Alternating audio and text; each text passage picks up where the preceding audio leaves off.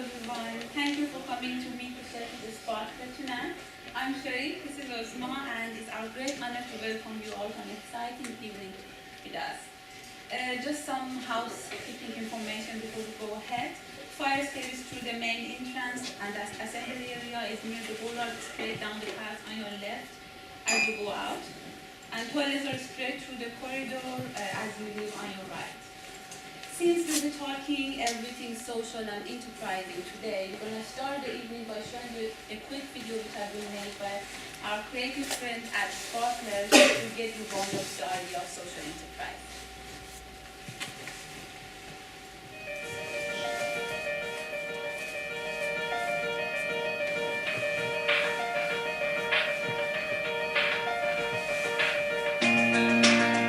Hi everyone!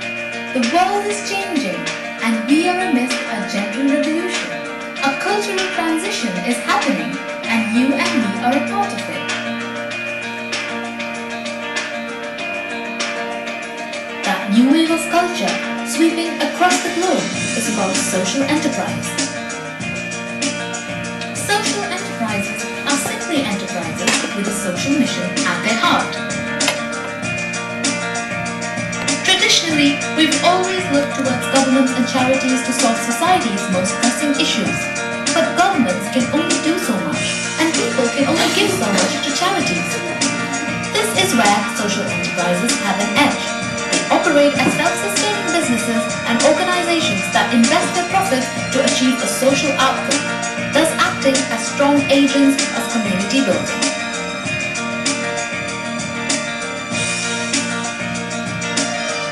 Social enterprises open a world of opportunities to be change makers from ground up, to be socially creative, work together, and find ways to create sustainable wealth.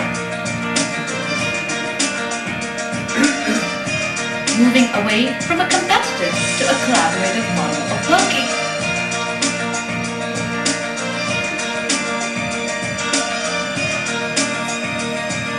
Opportunities to think about your passions. What you care about. Is it health, poverty, education, or the environment? Opportunities to redefine success and measure it by not just what you achieve for yourself, but also what you achieve for others. And also opportunities to support them as educators, investors, and conscious consumers, buying social and thinking social.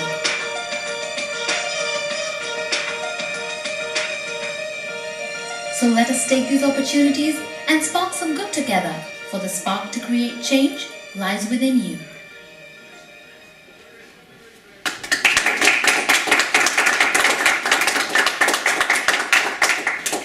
You might have felt that social enterprise is not a new concept, but sure its growth is current. To put it in a national context, there are about 180,000 social enterprises in the UK, and the sector contributes to about £55 million to the economy. But most importantly, this sector is contributing to changing hearts and minds of people. So changing the hearts and minds of people, and this is what exactly Sherry and I, final year PhD students at the medical school, wanted to have a closer look at. We wanted to have a closer look at the people behind these initiatives, what motivated them, what inspired them to start these enterprises and these organizations, and we wanted to learn from them and be inspired. And then we decided to take this a step further by bringing their stories to you, to the community, and so we were awarded this opportunity by Unlimited, a national organization that supports social entrepreneurs and supporters of social entrepreneurs. And we were given the opportunity to create a web platform, SheffieldSparklers.com, where we're going to showcase these enterprises across Sheffield, doing a range of work in different areas of education, health, and environment, and ethical trade. And this is a web platform through which we're going to highlight the work that is affecting the lives of people in a fundamental way and paving the way for a sustainable and promising future here in Sheffield. And we are going to be giving you a taste of what we've got on this website as our speakers come and make the presentations. So our event tonight is really going to be a celebration of these people, celebration of their spirit, their achievements, their faith, and their results. And without further ado, we present to you some shining examples from across Sheffield today, who are here amongst us to share their story, highs and lows, and share what they have learned on their journey. So our first speaker tonight is Justine Gobbert, who is founder of Sheffield's social enterprise Silent Cities, which runs media projects with anyone without a voice in mainstream society. She then helps them use their creative talents as creative volunteers for other third sector organizations and local communities to help them have a stronger voice. Her most recent cohort of community journalists have been key to bringing in £6 million to Sheffield to reduce isolation and loneliness for older people. She was the University of Sheffield's first social entrepreneur in residence here at UWS, helping set up a social innovation program, out of which came several Sheffield social enterprises set up by students, including El Edo and Skin, which is the Shalesmore, Kelham Island and Neepson network, where Justine is on their board. So over to you, Justine.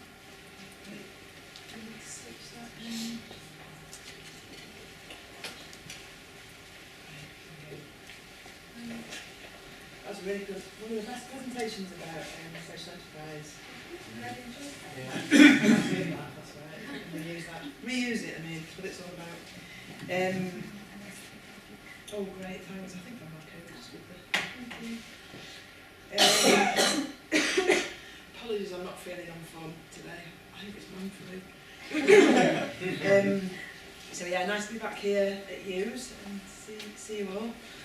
So at risk of sounding a bit like a reality TV contestant, I've been asked to sort of share my journey into setting up a social enterprise. It might actually run a little bit over 6 minutes. I don't know if that's all right or not. That's fine. I'm sure our audience are keen to hear what you have to say. About 8. Okay. Maybe 9. Great. So I started out as a copywriter. Sorry. The graphic design and training agency in Sheffield, working with lots of big, interesting brands, and it was all great fun. But I was becoming increasingly annoyed, really, and sickened by how many people didn't have a voice in mainstream media, and in particular how certain sectors of society were completely demonised. Here's some of my favourite Daily Mail headlines. Nothing against Daily Mail, just saying. At the same time, I was becoming really excited about new technologies and the simplicity of those technologies, and how those could potentially be used to democratise music and news and knowledge and politics. And I wondered what would happen if you could combine this technology with creativity to give people a voice, or better still, help people find their own voice to expose the innate beauty of human beings. So that was kind of our vision, really, if you like. And when I'm talking about creativity, I don't really mean sort of pink and woolly basket weaving type of creativity, although there's any MTs in the audience, I've got no problem with basket weaving. But about how you can use creativity to challenge assumptions, build on ideas to make other ideas, look at things in new ways, take advantage of the unexpected, surround yourself with different, make unlikely connections, and above all, take risks. So this was kind of the values, if you like, for setting up my own social enterprise, and this is what we call our creative manifesto. So everyone who works or volunteers with us has to kind of sign up to that in blood. Anyway, around that sort of time, while I was still working for the agency, I had an idea for a little film, and I tried finding a couple of filmmakers, tried to twist their arms to make this film for me, and they were like, yeah, great, love to, what's your budget? I thought, I've not got any money.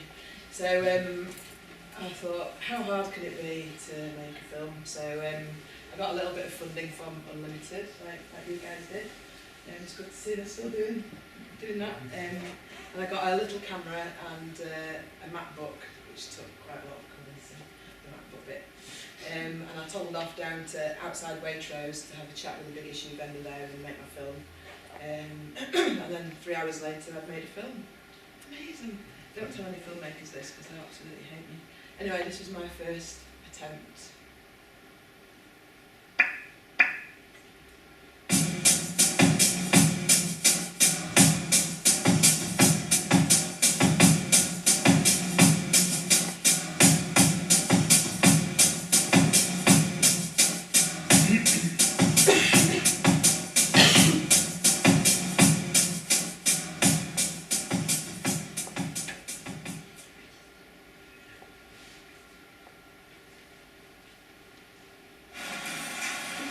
think at the moment it'd be Obama, Barack Obama.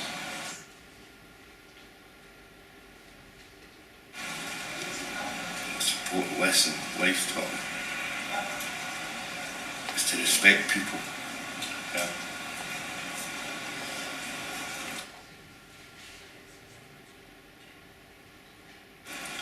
Yeah. I changed the way my marriage ended. Yeah.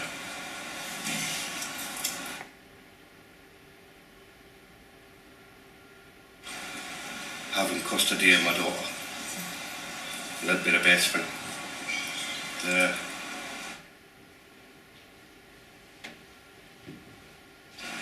Celtic. Thank you very much. You're welcome.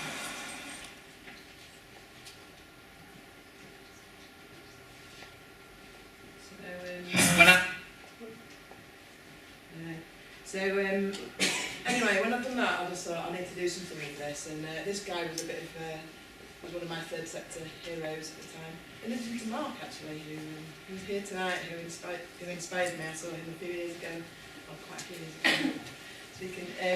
Anyway, does anyone know who this guy is? It's John Bird, who's the founder of The Big Issue. The Big Issue, yeah. And I thought I'd really like him to sort of see this film. So I sort of googled him and found out when he was coming up north, and he was doing oh, nice one, thank you. It turned out he was doing a keynote speech at a competition in Leeds on the social enterprise competition and school thing. So I thought I'll wrangle my way on to the judging panel, so I could just be in the same room as him, kind of thing.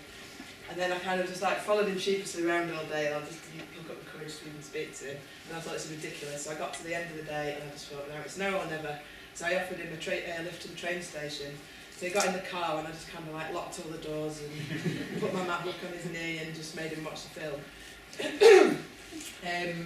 Anyway, to cut a long story short, a week later I got a phone call off his PA inviting me down to London, and she said, oh, he can't get his film out of his head, kind of thing. So invited me down to this gentleman's club in Soho. It was all very exciting.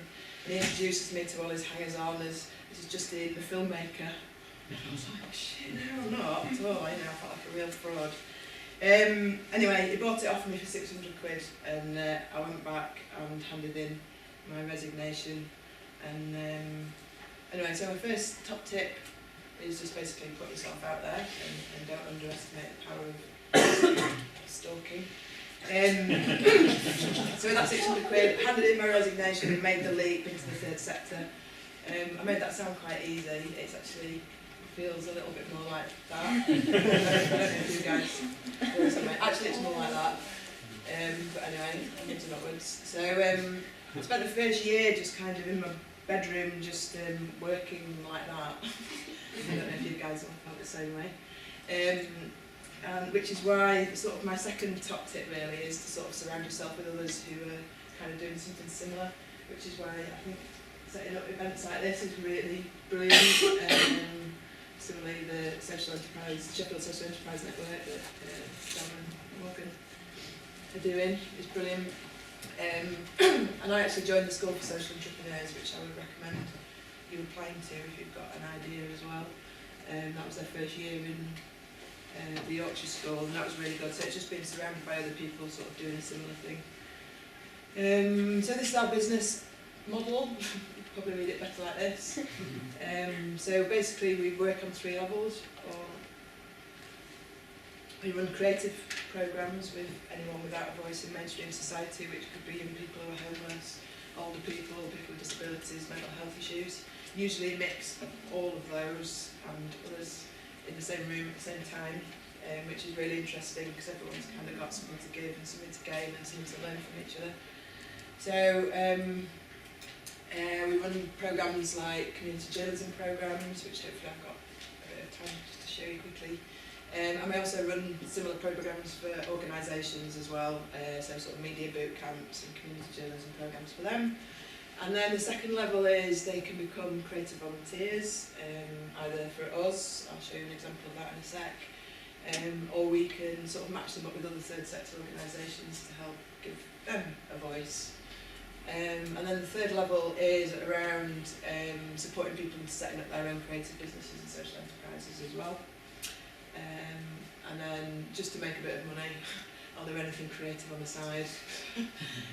Anything from co-design, consultancy, social enterprise consultancy, creative consultancy and research projects. To give you a little taste of the types of creative projects that we do. It's boosted my confidence with everyone really, because now I can talk to all age categories. It's just been a really good opportunity to show my skills to somebody else and maybe learn a bit from them as well. Enjoyed it, yes, yeah, I was nervous when I came, but put me to use Leah, she's lovely. Yeah. Found it brilliant. I really, really like Paul. And if he was my age, he would be one of my best friends.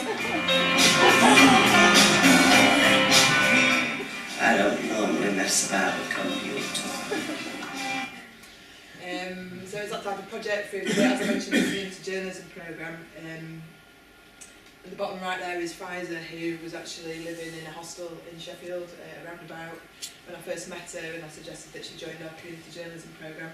The reason she's got back to us, she was very shy at that point, but I'll show you what happened to her. Anyway, this is Pfizer. Well, I started volunteering for Justine, the Silent City, because I met her at a homeless shelter. So I was homeless for a bit. Silent City's got a few people who are, interested in journalism, and taught them all these skills and how they could use them to give voices to people, basically. So we taught people photography, film, audio, that type of stuff. Here's just a few pictures that Pfizer took. She's an amazing photographer. They also learned about film, but I don't think I've got a chance to show you. I'll just show you the intro to the film that Pfizer put together. She basically crowdsourced her mates on Instagram. The most ridiculous questions that she'd been asked about. Are you forced to wear that thing on your head?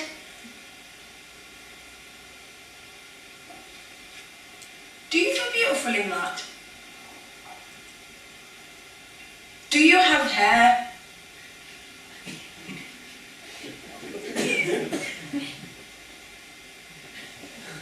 Is there a bomb under there?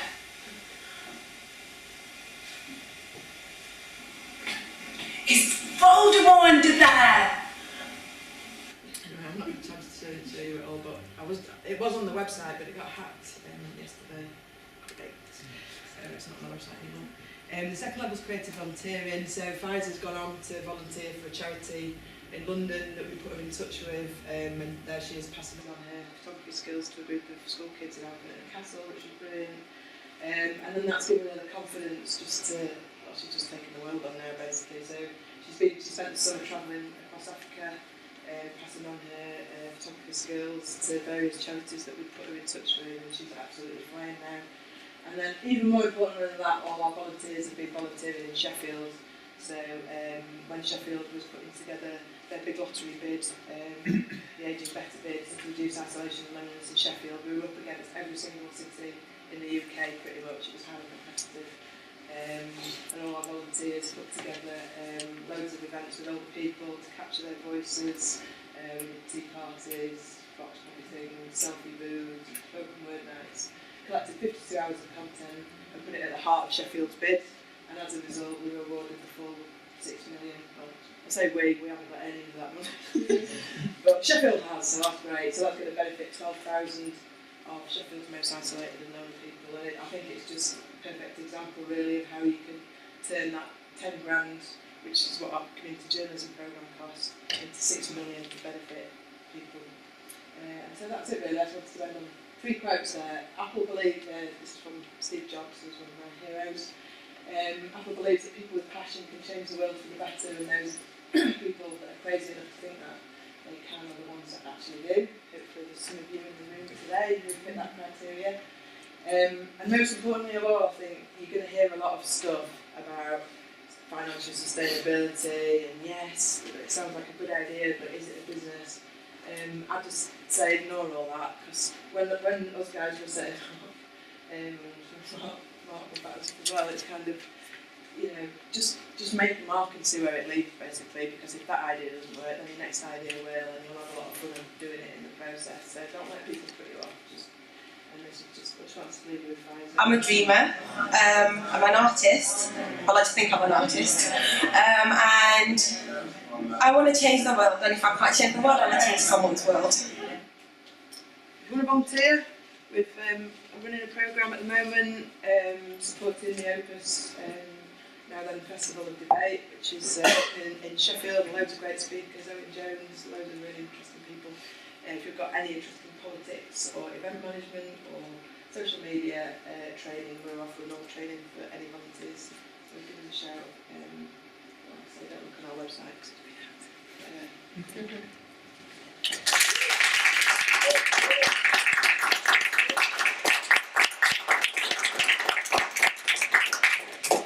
Thank you for that really stimulating talk, an inspiring journey in Silent City. And if you've got any questions for Justine, then there's a networking session, and you'll have time to ask Justine anything that you want to about the journey. So we'll move on now to our next speaker. Our next speaker is Hassan Siddiqui, founder of a grassroots voluntary organisation, Right to Education UK, based in Sheffield, which aims to empower young people to realise and reach their potential by delivering educational projects to develop their life skills, so they mature into confident, motivated and passionate community leaders. Hassan is a final year dental student at the University of Sheffield, an Oxfam school speaker, and has led one of the largest societies, the University of Sheffield Islamic Circle, as president last year. He's passionate about raising aspirations in young people and believes that every individual is dynamic and has the potential to achieve amazing things when introduced to opportunities and given the right to make choices.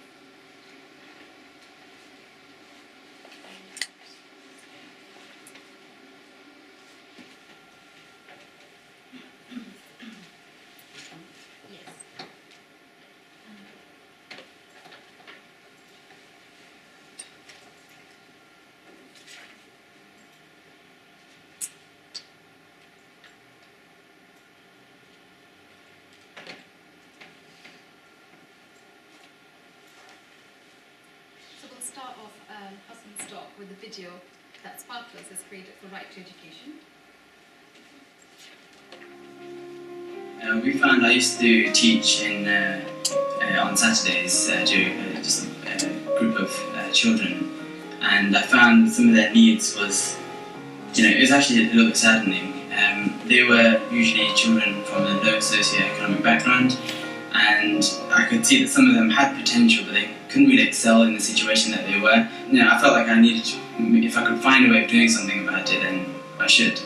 But the first time we actually approached a funding organisation was V Inspired with the Big Sister project, and we developed further projects. The Big Sister project, which is more of a long-term project, it's a mentorship project, where we allocate someone maybe from the University of Sheffield to a particular student in this school. We've also got the Little Dragons project, which is an enterprise challenge that we have several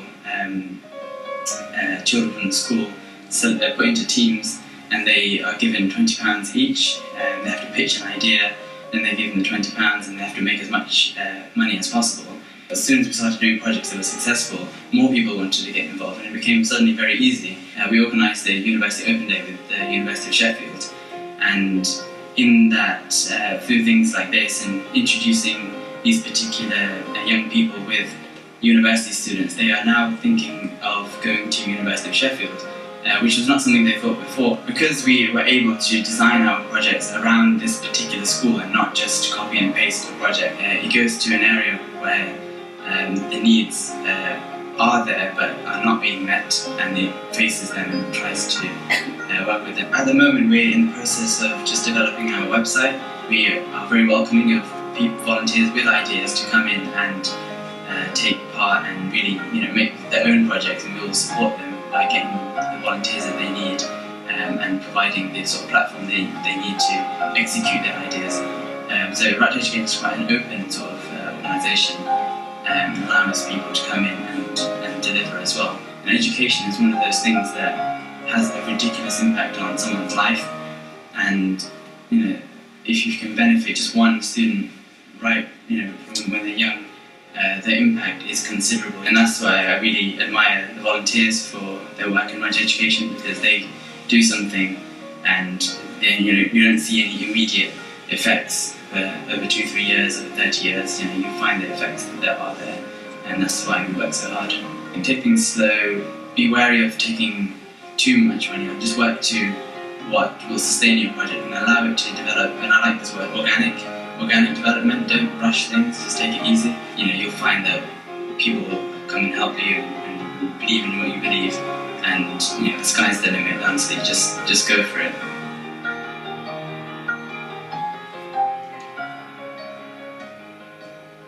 Start at the beginning.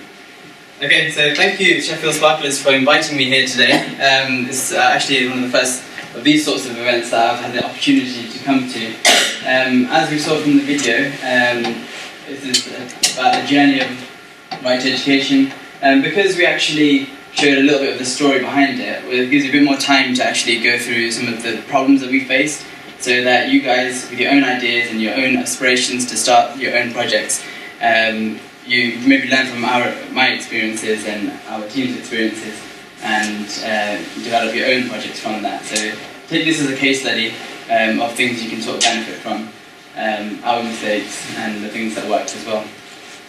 As we just saw in the video, actually just a little note, it feels very strange to watch that video, because if you imagine hurdles, when you're enterprising, everything feels like hurdles, so you don't really see the whole picture sometimes. And just watching that video, which covers over 2.5, almost 3 years of work, it's very strange to see everything all at once in one 3-minute video, which I'm very thankful for Sheffield Sparklers to help put together. So that's just something just to note, because you can always, when you start projects, you can always get disheartened by the obstacles that you are faced with, but it's the fact that you can see beyond these hurdles, that you can you see what is possible, and you allow yourself to continue in that direction and not stop going. And let's do this sort of journey. So this is Right to Education. This is actually a logo that's from Palestine, because some of us as volunteers, we went to do some humanitarian work in Palestine with the funded by the British government, and we worked in the University of Brisbane, and this is an idea that they had, because they had their own problems with education, as you're probably aware. And we came back to Sheffield, and we wanted to share what we experienced there, and we started in a school in Sheffield, and that's really where this journey begins. We started with an educational workshop, and just a note, as I mentioned, it's not too much the journey that's important, but the lessons we derive from them. Just from Right to Education, which is up there, and getting to this point, I had to email the head teacher and ask her if we could actually hold this project in her school. And it was a funny situation, because I had said in the email that there's a whole team that's working behind the whole project, and literally there's no team. There's no team at all. It was just me and one of my friends who came with me. Met in Palestine and came back. There wasn't a team. We weren't ready to actually initiate the project, and that's just how it starts. You have to, as Justine was saying, you have to really take that leap of faith. Sometimes, be a bit bold and courageous to start something, to develop your idea. So we did the first educational impact workshop, which was all about the educational prospects and things for students in a developing country, actually in Palestine, and comparing them with the opportunities that people have here. And the girls in this particular secondary girls' school in Sheffield were completely amazed that they had so many more opportunities than other people do around the world, and that helped inspire them. And they actually gave us some amazing feedback, and so did the head teacher. And they asked us, well, what's next? And in our mind, we were thinking, well, there wasn't a next, we were just doing one thing. But then that got us thinking, if we could do one thing and we could do it well, then what else is possible? So we developed a new project. This is called the Big Sister Project, and we got funding from Be Inspired, which is actually a funding application you can still apply for. It's by the government, and they're very keen to start with people who, they don't have any. The idea is they give you money, you have the idea, make it happen, kind of thing. and they were absolutely brilliant. They coach you through starting up as well. And we designed this Big Sister project because we had a meeting with the head teacher asking them what the needs of the school were, and she was saying that some of them lacked a bit of confidence, and we felt that with our vision of empowering young people that we could get university students to mentor these young people in the school. So that's where the Big Sister project was sort of born, and it's been running every year since 2013. And we've had some amazing stories, as you can see from the video just before. But just again, lessons learnt. I remember when we were starting this project, I had a phone call with my mum, and I told her about the project and what we were doing and all these things are happening, and she was saying, why and who told you to do this? And I found that really funny. That's the thing with enterprise, no one really tells you to do something. As Justine was saying, it's something that comes from within, and with the video before actually, we had that big picture of heart and the social enterprise, and that's really what it is. It comes from the heart. And another lesson that we can just draw out from this is intentions. Actually, I'm going to save this little package of the lesson for the end of the this sort of slideshow. So let's see what happened after the Big Sister project. This was a little library project where we found that the girls in the school didn't have any access to books, and all the books they had were within the actual curriculum, and they didn't have their own library in the area. So we actually worked with a taxi driver who is absolutely amazing at DIY, and also we sent letters to all these different book companies in the UK, and they started sending us books from all over the place because they love the idea of setting up a library for these young people. And we also salvaged in the sports hall. The school is not the best, well funded, which is why we work there. And in the sports hall, it's just, I wish I could show you the picture, but it's just full of absolute mess. All sorts of things, broken wardrobes, furniture, things that I don't even know what to call them. So it was just a mess. But we salvaged certain things. We found shelving. We found some kind of furniture that we could sort of clean up and make a library from. And we did, and you can find all these sort of pictures and things on our website, which you'll see the link for at the end, or I'll just say the link.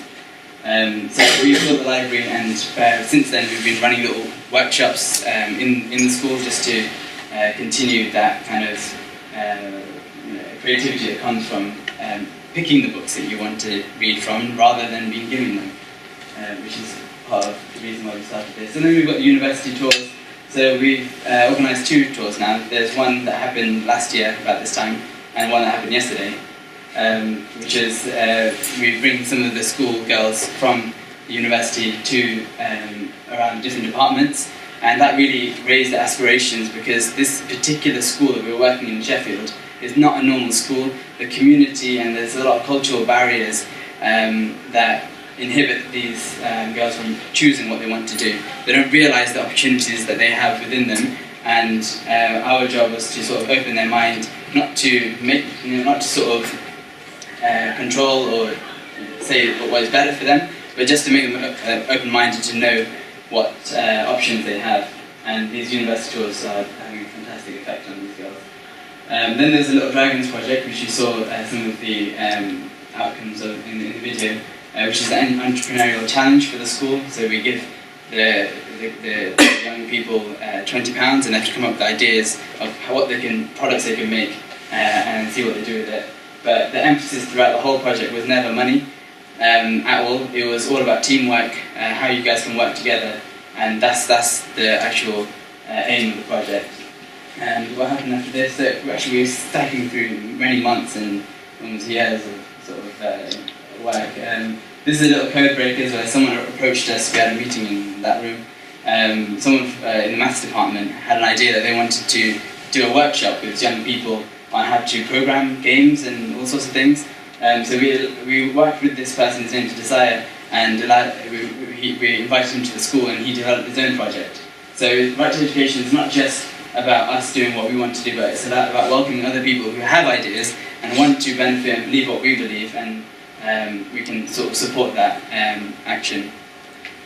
will happen next. Again, at the University Tour trip, so actually we're technically here yesterday, in the sort of journey of things. There's the acceleration course, which is actually another lesson to draw. Justina had a really good example of how she benefited, or allowed, what was that lady's name? Pfizer, yeah, Pfizer. Initially meeting Pfizer and sort of building up her confidence, and then Pfizer actually doing her own thing, and that's amazing. And that's one of the difficulties with social enterprises. We find that the people who are most passionate are the ones who lead, but then what happens when they disappear, or they graduate, or they work stars, they get married, I don't know. What happens then? Where does that passion go? Can you get somebody to continue this? And one of the ideas that we had to face this sort of issue is this acceleration course. Because we have so many projects running simultaneously, we actually found that we could get a volunteer, find out what skills they already have and what skills they want to develop, and then basically push them into the deep water of different projects. So if they wanted to learn how to do public speaking, we'll make them do an assembly. If they wanted to learn how to do interviews or interpersonal skills, put them in the Big Sister project, or actually do a video interview.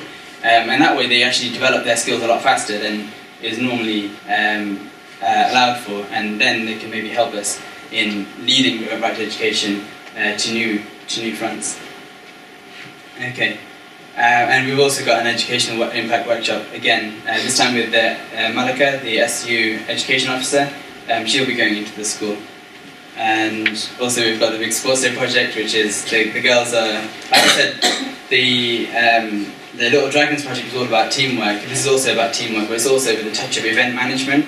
The girls in Oxford High School are going to design their own sports day, and the school doesn't have any equipment for actual sports facilities and things.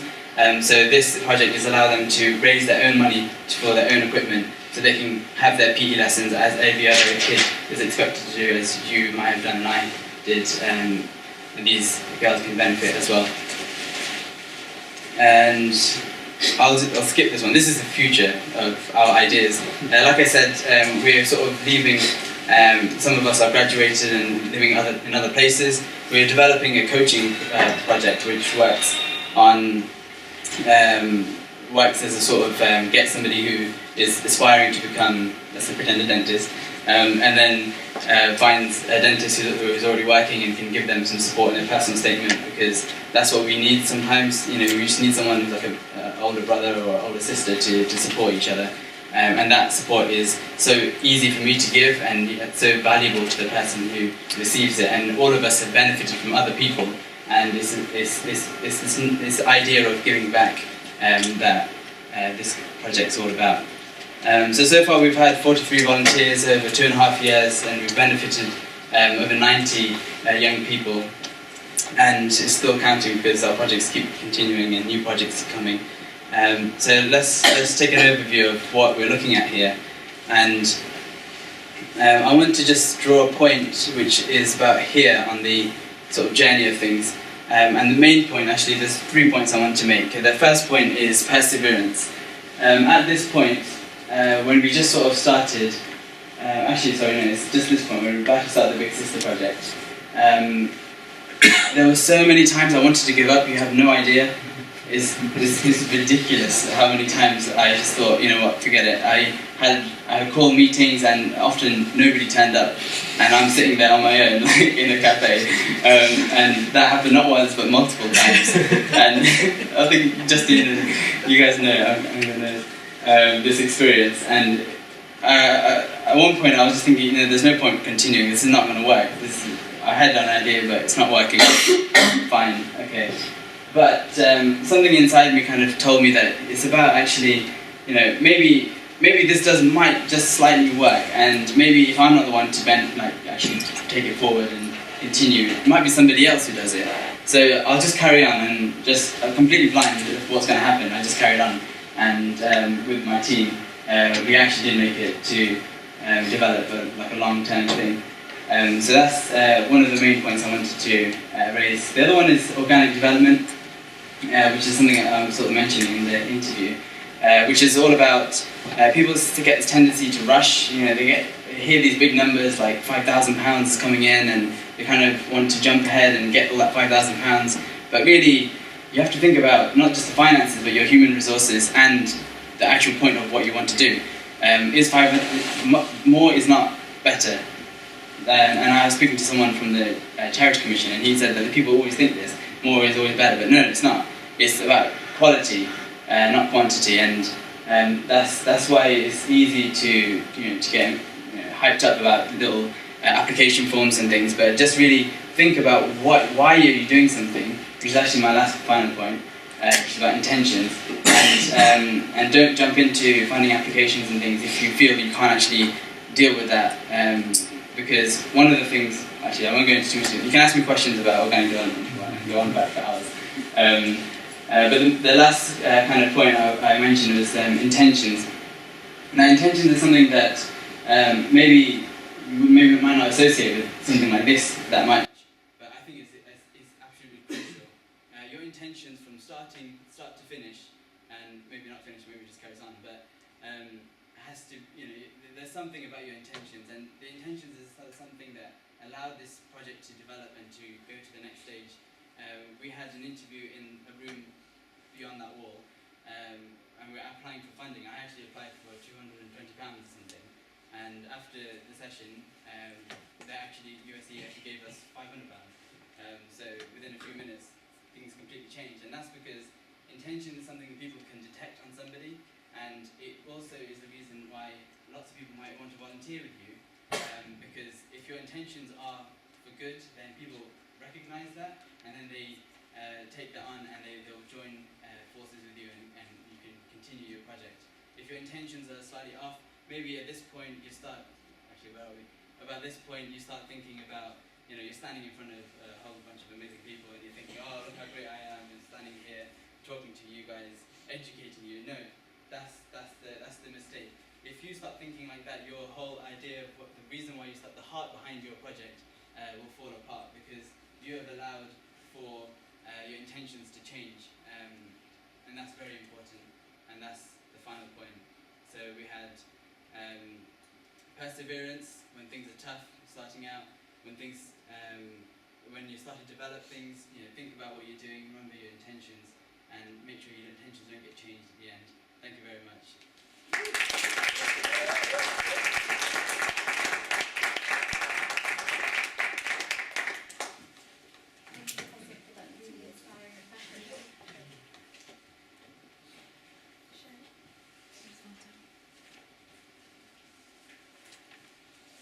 Our third speaker is Nina Carter-Brown, founder of Fairground, an ethical fair trade social enterprise in Sheffield and Bradford. Nina had an interest in fair trade from a very young age, and is passionate about working alongside others around the world to help bring about just and fair global society, a world where no one is exploited. She did a degree in peace and development study at Bradford University, and following that set up Fairground, a fair trade social enterprise 9 years ago.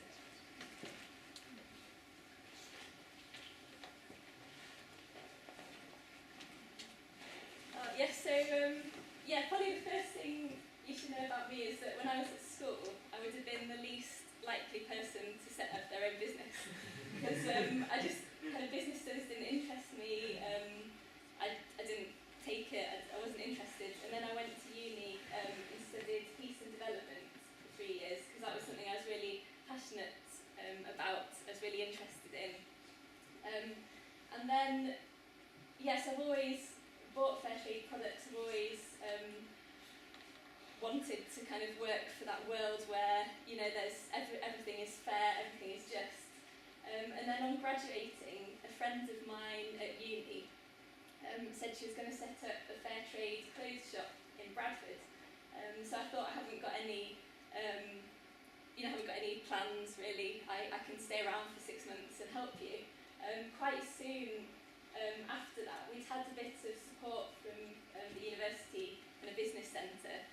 My friend dropped out, so then I was left, and I thought, actually, this is something that I really believe in, this is something that I really want to have a go at.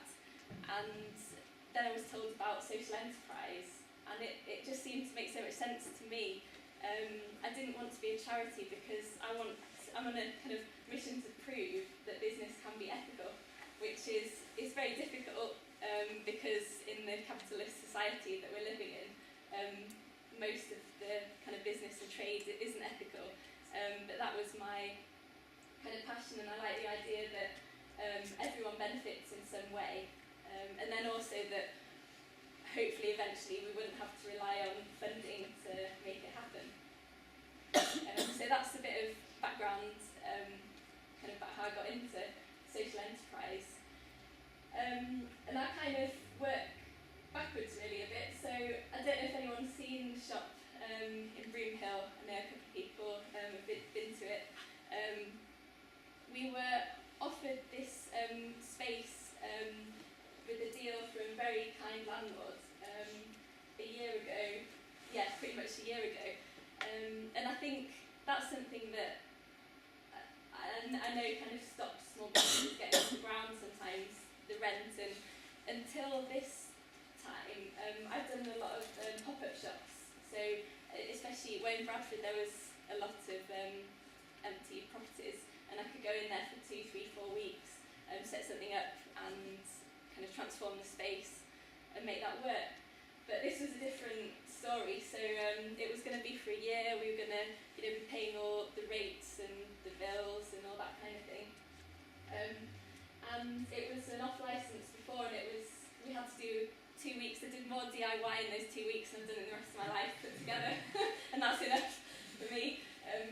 But yeah, so we transformed it. When I say we, it was me and a whole host of amazing volunteers who they didn't know me, but they heard about this project and they came to help out. And the other thing that I've learned is that it's not something I could ever have done or continue to do on my own. And the only way that it's possible is because I'm supported by an amazing group of people who give what they can and help out. So we opened the shop, and so that's been going for a year. For me personally, and in the shop we sell. The next picture. How do I get to that?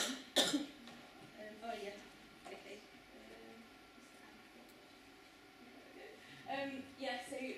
This is inside the shop. We sell a range of food products and then gifts, jewellery, homeware from around the world. So for me, I realised that kind of being a shop manager is not one of my strengths, and it's been a real challenge, and it's also not something that I really enjoy, kind of being in a shop all day, every day. I love the interaction with people, with the customers. I love working with volunteers. I don't like kind of sitting in one place waiting for people to come and kind of do the buying and selling thing. But in the shop, the one really good thing is that because I've had the opportunity to travel and meet some of the people who are making the products that we sell around the world. For me to see kind of people come in and buy those things, and me to know that the money that those people give to me has gone back to the people who've made them, that's such a privilege to be in the middle of that exchange. And so that's something that's been good. But anyway, a great outcome of this year has been that a group of the volunteers and people who've been involved in the shop this year have really enjoyed that, and they see that it's important for Sheffield, and they're going to continue it. So they're going to set up as either a social enterprise or a charity. I'm not entirely sure yet, but that's going to carry on, which kind of frees me up to do the other things that Fairgrounds has been doing over the past 9 years. And that's another thing I could relate to what Hassan was saying, and other things was that kind of about probably 3 or 4 years into it, the project, I remember I woke up in the middle of the night one night and I was like, oh no, this is like this. I have to make a decision. I have to either kind of do this or not do it. And because it's not a game, because I'm working with real people and it's their lives, and if I'm really passionate about it, then I have to go for it and give it all that I can. So then I decided to do do that. So yeah, as well as selling in the shop, we go to festivals in the summer, so we go to music festivals. We started with a tent that was kind of, I think it was it 3 or 4 metres at the front, 3 by 3 metre gazebo. So you could, once we got the tables in, you could only really have one person in to look around. We were given some advice to say kind of open up the frontage, get people in. It costs more, but you generate more from that. And now we're regular at a few festivals each summer, and we get customers coming back to us, and they really like the products. And what I love about festivals is people have got time, but generally within fair trade as well, people are really interested in where the products come from. They want to hear the stories behind them. And this year at Glastonbury we won an award for Ethical Trader, which was great to be recognised for that, because there's so many stalls at Glastonbury, and the team go around and ask questions about where your products come from and that kind of thing, and to be recognised was really, really good. We've also done trade shows, so this is as well as the retail side of the business. We also wholesale to other businesses and catalogues and shops around the UK. This is my mum. She's going to help me out with this one in the shop in Sheffield. And this one was in York last year. And so we kind of, we set up really nicely the products that we can supply to other shops, and hopefully generate some interest in those. And again, when we were starting to kind of get more orders in for this, I remember someone phoned up and said, they wanted to place an order, and they were like, can we have the details of your warehouse manager? And this is me, just in my bedroom, probably on the phone.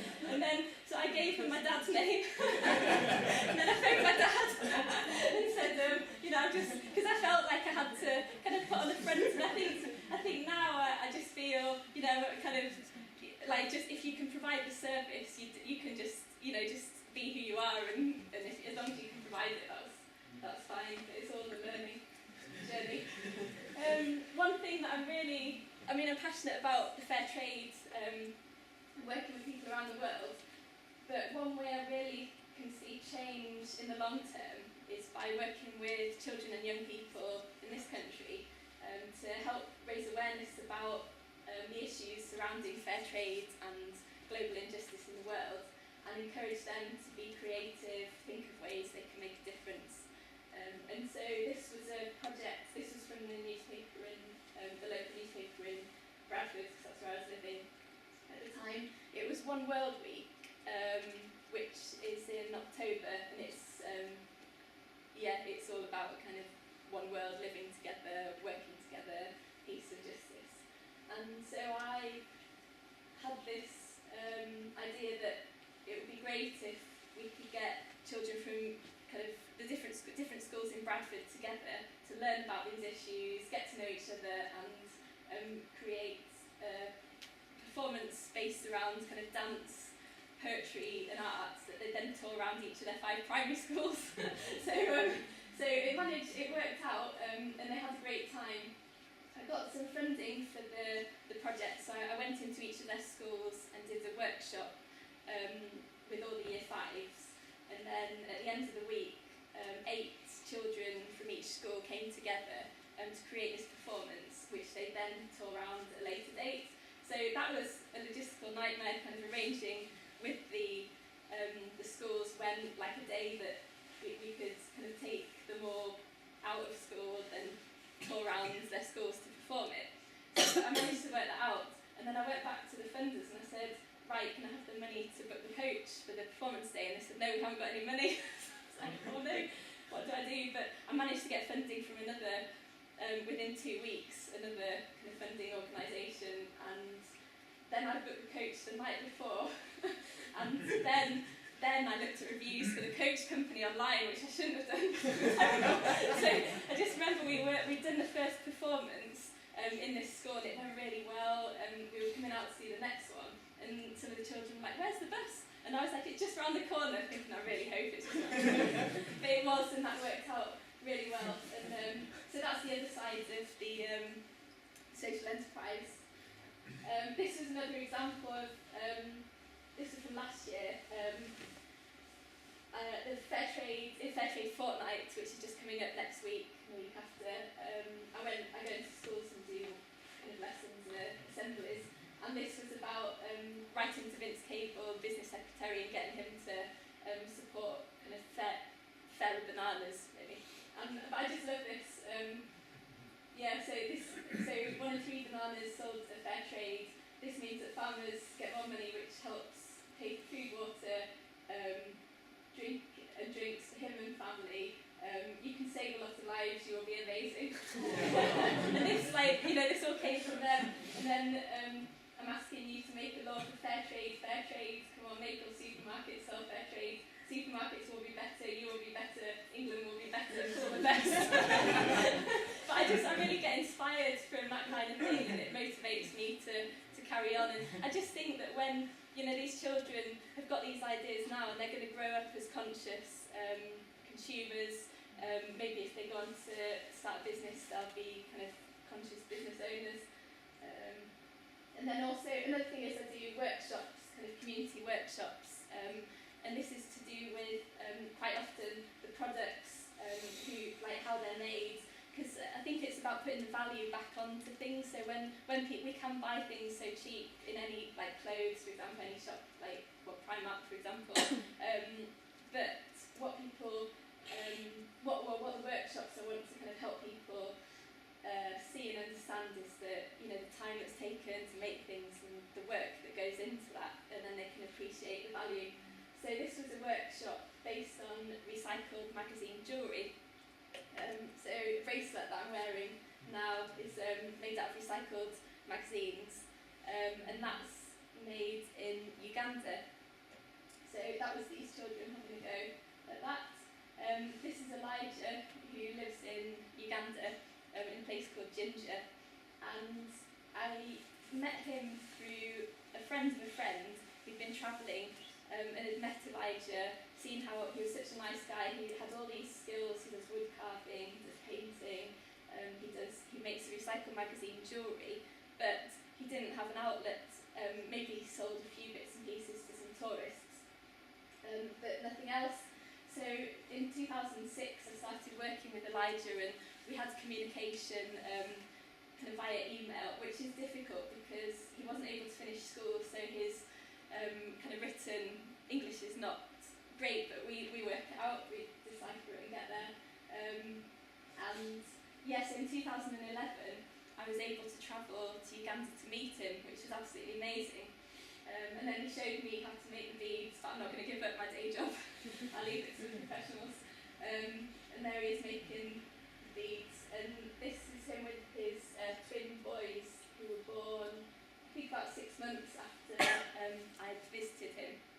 And he really wants to be able to provide for them, clothe them, feed them, educate them. So yeah, these are them. This is 2 weeks ago. They started school at the beginning of February, and he sent me this picture of them. So it's that's just one story, but there's many other stories like that, and they all kind of work together to give me the motivation for why I do what I do. And this is Elijah in the kind of the room that he was renting, his house, when I went to visit him. And he can afford, he was able to buy a kind of telly and DVD player with the extra money he got. But what he was most proud of that we'd kind of maybe overlook was the light switch in the middle of the picture. And in fact, he had electricity, and he was like, I've got electricity, I can work at night, I can do things at night. And it's just getting the perspective really on life and that. So I'm working with kind of individuals, families and small co-ops in 9 countries around the world. So I'm working with people in Mexico, Kenya, Uganda, Tanzania, South Africa, Palestine, India and Philippines. So and I do get to travel and meet them and hear their stories. But that's so that's kind of briefly what I do. I think that was all the slides. Yeah. Thanks.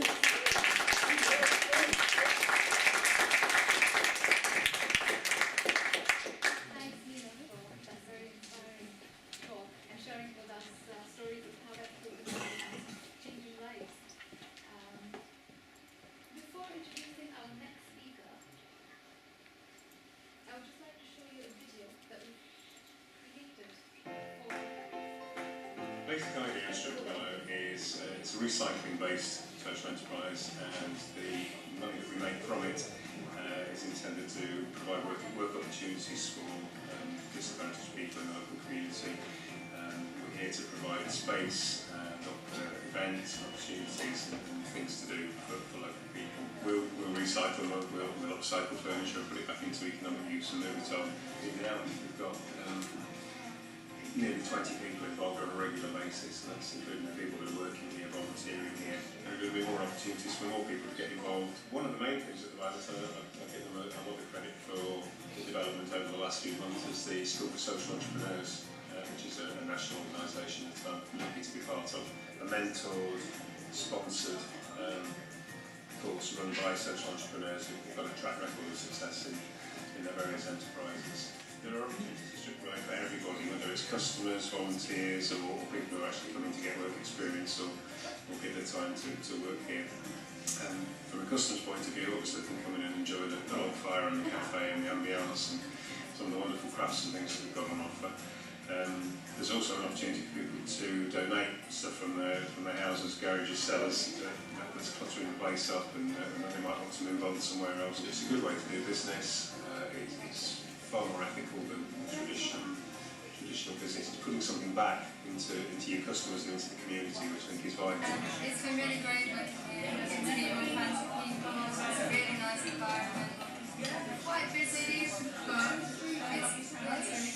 Hi, my name is Zane. I work in the Sheffield role as a relief manager, and I enjoy this place a lot because it's so good environment. It's friendly for people, and we support the local businesses and local people. Yeah, I'm really glad to support things like this because it's got that sense of inclusion and sort of belonging in the area, and all sorts of benefits, including health benefits, which is really important. If you look after the customers, you can put customer service in what they want.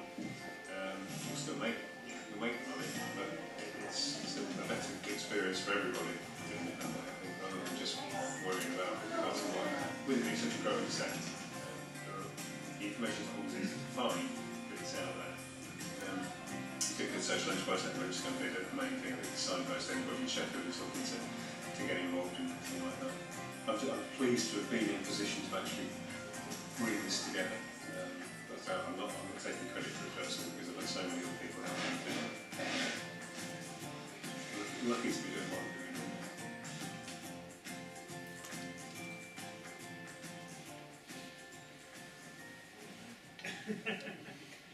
Couldn't have said it better myself. Thank you, wasn't it? Yeah, I didn't know she'd done most of that. So it's a brilliant job, as you have with all the rest of this. So, hello everybody. My name's John. I'm from Strictly Willow, which is, if you don't already know, it's down on Abbeydale Road, just on the way out of town. We've been open 15 months now, and the whole thing has really, well, it was an accident to start with. I didn't know what social enterprise was this time 2 years ago, never heard of it. It was a completely alien concept. I'd taken early retirement from the police, I'd done nearly 30 years, and I was looking around for something to do. Trained as a teaching assistant in schools, and that wasn't really working out. Started doing DIY jobs for people and just helping out people who couldn't afford professional tradespeople. People kept on giving me things which were too good to take to the tip and asking me to throw them away, and it opened my eyes to how much stuff there is out there that's just that people just don't put any value in that's actually reusable. And from that I was looking for some way to carry on my business. We found the building which you've seen on there, which is only just around the corner from my house. And everything kind of fell into place, and I felt as though I was at the centre of a whirlwind. In the space of about 3 months, it went from my partner and I talking about some way to get rid of all these bits and pieces that were cluttering up the garden, and I've been told I had to get rid of, to having a fully fledged business. And it kind of, as we were setting it up, and as more people were coming in and saying, "I love what you're trying to do, I want to help out," it became a social enterprise, and it just made some sense the way it all worked out. You spoke about things happening organically. This certainly has, and it came together, and people came together, and I've been absolutely humbled by the amount of time and effort that people have put in on my behalf and the business's behalf to get it had nearly 4,500 volunteer hours in the last year to help out running the cafe and in the workshop as well. The basic premise of the business is, obviously, there's a load of stuff out there that people will happily throw away, but is reusable, and we take it in, we mend it, we do it up downstairs in the workshop anyway, and then we resell it, because we get it cheap, we sell it cheap, so customers are getting a bargain. The people that are giving it to us are getting the room in their houses back, and knowing that the stuff's not just going to landfill.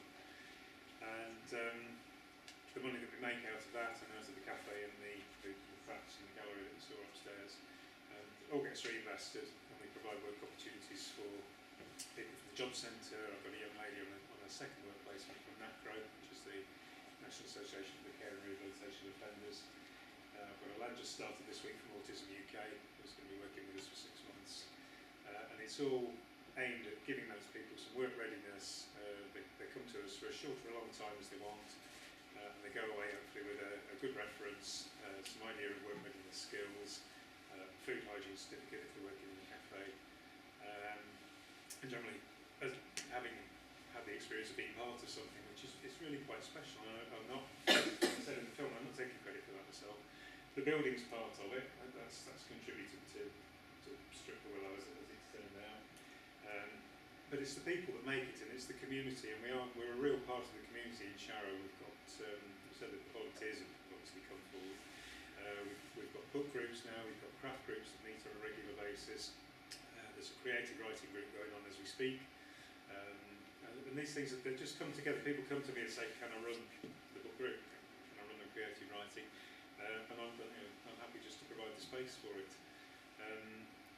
It's a brilliant thing to be part of. It's not generating a lot of money. It doesn't pay me anything at the moment.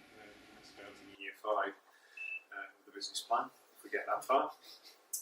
And I'm at that crunch stage at the moment where I'm having to decide whether I've got the energy and the drive to carry it on myself. But as other people have said, you've just got to put yourself out there and go for it. And if it's a good idea, I think it carries you along with it. It certainly has me. I've got a tremendous amount out of it myself. It's lovely seeing people come in and get something out of it and go at the end of the day, whether they're going into full-time work or whether they're going on to volunteer in other places or develop in some other way. Everybody that's been through so far has had something out of it, whether they've stayed for a couple of weeks or they've just come in as customers and enjoyed the log fire and the inexpensive food. I won't say cheap food because it sounds wrong.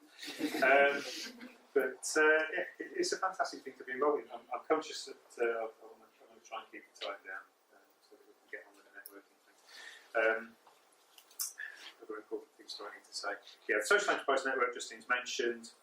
If anybody's needing, if you're thinking about an idea for a social enterprise, or you're involved in one, or it's early days, or you're on the journey already, please get involved with that. It's very new. It's going to be free. I'm not sure I'm allowed to tell you now, but we have got a little bit of funding to get it off the ground, which should make it. We should be able to realise all the visions that we've got for it in terms of being a resource of information and support. There's 189 people already signed up to it in Sheffield. I think Sherry mentioned at the beginning it was 180,000 social enterprises in the UK, but there's nearly 200 we know about in Sheffield at the moment, and I think part of what might come out to your work ultimately is finding out how many social enterprises we've actually got, because we don't know. It's a big growing sector, and I think it's fantastic. That the thing that I really love about it is doing business the right way. Now you mentioned doing business ethically, and it's not something I'd ever considered. You're just a good consumer, and you pay your money out, and you get your goods and whatever. But once you think beneath the skin of it, to actually be able to do it the right way, so that other people are benefiting from it, is really nice. You take profit motivation out of it. It becomes kind of fun. So it's a good thing to be involved in. It's a good time to be doing it, and the information is out there. The Social Enterprise Network will provide part of it. The School for Social Entrepreneurs, which Steve mentioned earlier, is if you're thinking of getting into social enterprise is a fantastic thing to get involved in. But there's loads of support through Unlimited. And, there's loads out there now. The infrastructure is getting much better. It's much easier to plug into. It's much more understandable. And I think the whole sector is starting to understand what it's all about, and starting to understand its power as well. Because hopefully we're going to be able to show some of the big corporations that they need to be more ethical in the way they're doing business as well, and give some of them, rather than just creaming the money off the top, they need to be reinvesting some of that in doing business the right way and the fair trade side of things, and making sure that the producers are getting properly paid for what they're doing as well. So, very quickly, has anybody got any questions? No? Well, come down and see us and get a longer version of what we're doing, and we'll never sit in front of the fire and a wall on one of these cold days.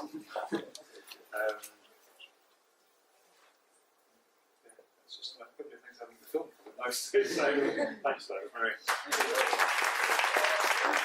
Charitable projects that make a positive difference in our communities. Anga is an international collaborator and has blazed the trail with his other ventures like Yorkshire Tea Limited, Rationale Productions and Common Catalyst. He's passionate about organic collaboration by bringing people together to solve problems and create interesting projects, being disruptive and innovative and putting Sheffield on the map.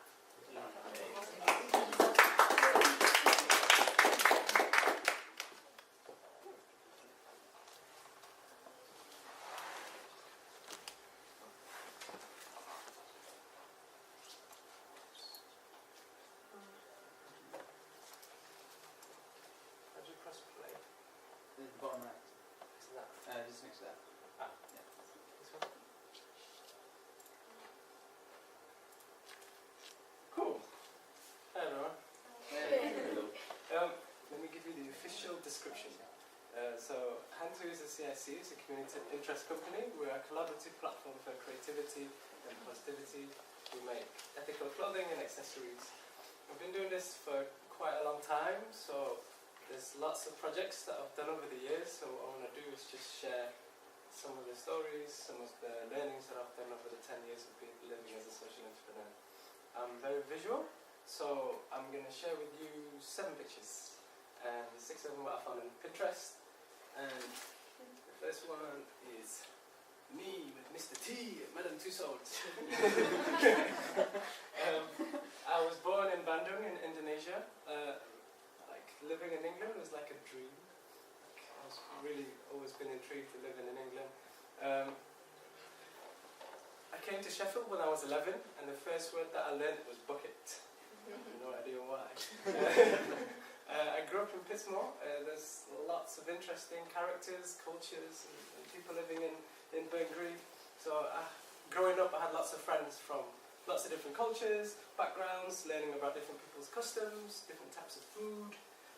At 16, at a youth club, I started doing t-shirt printing, so screen printing, learning all the basics, how to make t-shirts safely in a proper workshop with all the chemicals and all that. And then at 17, me and Giolo, we decided to start a t-shirt brand. So we said, oh, you can draw, I can print t-shirts, so let's do a brand together. And we did a festival that we sold some t-shirts on. And I remember the night before the festival, it was at 12 o'clock at night, we had a bunch of t-shirts, no packaging. I'm like, oh crap, we can't really just sell this without any packaging. So what can we do? I had 4 of the boys twisting ribbons, like these are guys that play street ball, twisting ribbons to make tags. We had 2 of the guys walk into takeaways, buying pizza boxes so we can package these fresh t-shirts and show people like this. So that was 17. At 18, I received my first funding from Unlimited. It was at the time it was a big boost fund. It was a way for young men to express themselves better through digital garment printing. So the idea, if you can't say how you feel, you wear how you feel. Growing up in the area, there was a lot of guys that find it hard to speak about their feelings. And what I thought was, it's just talking, but people, they find it really hard, especially guys find it hard to start. But if there's a common ground or you're doing something interesting, that conversation will just flow through. The idea was to train 5 people to be fluent in machinery. I ended up training 12 people, and 95% of them went to higher education, jobs, even started their own social enterprises. One of the guys I spoke to the other day, he's supplying to the council of Sheffield doing graffiti. I'm like, wow, cool. So, first slide. It's okay to not know everything. Like, when I first started, we used a vinyl cutter, we used a heat press, we used cold draw. I've never touched cold draw.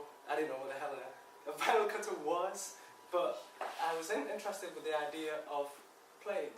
I saw the machines like a new toy, so it was my passion to explore and push the boundaries as much as possible with the new toy that I got from this funding. What's not to like? Using screen printing, it took an hour to make one t-shirt. It's a long time, lots of chemicals, it was designed for long runs. With the vinyl cutter, heat press, and digital printing, it took 10 minutes to make one t-shirt, and each t-shirt could be different. So it's really good for prototyping, really good for getting ideas, and what started as something fun, passion drove me to play. Through play I gained experience, and by teaching others it solidified my learning. From there we went on to teach creativity workshops to DCSF, which is Departments for Children's Schools and Families, and then we did t-shirt printing workshops in schools, youth clubs, and called our friends because we didn't have a car at the time. So you go, hey, can you give me a lift to this school please? And loading up this 60 kilogram heat press to every workshop. Good fun. So, I don't know if you can read it. It says that anchor yourself to something special. Like, it's really important to be passionate about what it is that you want to do. Like, my pet hate is this idea of creative people that have energy, but they're stuck in a dead-end job or no job at all. So my aim is to help as many people as possible to find that passion, as positivity helped me through like my personal dark days, and it's effective. I've seen it help other people personally in amazing ways. So I really like this quote. I found it yesterday. Apparently he's the guy that did Chanel, if you didn't know. So I'll tell you some of the things I've done in a little list. So I've worked in an O2 shop in Liverpool, in the top floor. We created a line for Sheffield City Council to help reduce traffic collisions for 18 to 25-year-olds whilst walking home if they're a little bit drunk. I used to fly it for Corporation Nightclub. Whilst at Yorkshire Tea, I helped over 200 people grow the idea to brands, and one of the brands is stocking directly with ASOS at the moment. I held up signs whilst I was at university. You know, the people that went, they think it's this way, they think it's that way. I was one of them. I helped Red Bull engage better with it's an event called Red Bull BC1, which is a once-a-year qualifying event, like a breakdancing event. And they get a bunch of dancers from all over the world. They have lots of different countries. England is one of them. And when they qualify, they go into the secret location, and usually in a bunker or somewhere really cool. And it gets streamed live, and millions of people worldwide watch it. So the UK event last year had that many people attended. So I spoke to them and went, hey, why is it not that busy? They're like, oh, we're not sure how to do this. Like, all right, come on, let's see what we can do together. So I got 4 dancers, 2 live drummers, a DJ and an MC, and we took over a bull ring. Inside a bull ring, we created a lot of noise. Had complaints from the management because we were too loud. But we improved their attendance by 10 times. You know, like, it works because we created a lot of noise. I founded, one of the founders in toured the UK with a hip-hop theatre company. We created our show called In My Shoes. It was the story of a father and a son in an unconventional therapy session, and use hip-hop techniques to take people on a journey and help theatres reach younger audiences, because a lot of people that go theatres are a bit older and it's not so cool, apparently. I danced as the Children's Hospital's Pugsy 1 year, you know, the little bear in Middlehall. That was I co-founded the Commission for Youth Social Enterprise. It was like quite a few years ago. At the Treasury in London, there was 19 other people that was with me. We helped raise just over £2 million to help social enterprise spread all over the UK. We didn't see any of that, but it was a lot of fun. So, next. Yes. Life's not perfect. There's been lots of projects and businesses that didn't go to plan, and it's okay. A couple of years ago, I suffered from depression, and sticking to Hansu's principles helped me go through, just work through it. And Also, I think this is really important to me because it's almost like it's the courage to cut your losses, you know. Sometimes when you invest a lot of time in a project or an idea, and then you kind of know in the back of your mind it's not going to work, but you kind of thought, yeah, I've spent 2 months developing this. Just kind of go, cut it off, and have less weight, less baggage. Also, your health is your wealth. It's really important because after doing it so many years, like I've done so many long hours, I've done nights and nights and nights, and you know, over the years you can only do so much, and I'm not Superman, no one is Superman, so you have to create a team or work with people that can help support you. For me anyway, I really enjoy collaborating with different people, so I enjoy the energy, and with that energy, and I enjoy myself, then I can make sure that I can always be awesome in every project that I do. Also appreciating all the little things in life. Every day helps. Next, make friends, not contacts. I've always believed this since the start of my journey. I have lots of friends from all over the world, and I've been dancing for 12 years, and through dancing you get to learn what it is to share a passion with somebody. We have these things called ciphers or dances, where when people get into the circle and they go dance and they go wow. But that's the exchange, the exchange between dancers of energies, of creativity, and you make friends for life. It's like, hey, you dance, yeah, I dance, yeah, let's dance, and you become friends for life. And then when you need to go to another country, Facebook comes saying, hey, I'm coming to this country at this date. Are you around?